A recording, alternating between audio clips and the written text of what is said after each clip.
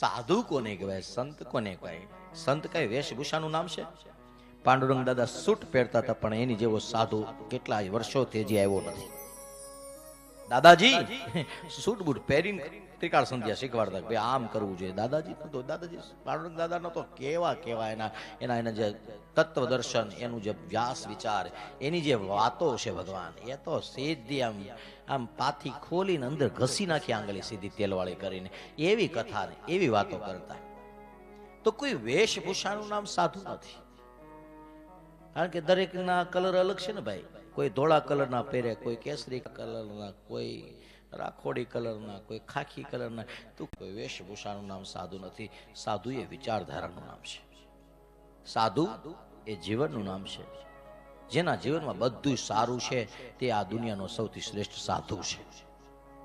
જેનો ભૂતકાળ સારો છે, જેનું વર્તમાન સારો છે અને જેનું ભવિષ્ય પણ સારું છે, એ આ દુનિયાનો સાધુ છે. સાધુ એટલે કોને કહેવાય? નરસિંહ મહેતા કહે સાધુ કોને કહેવાય?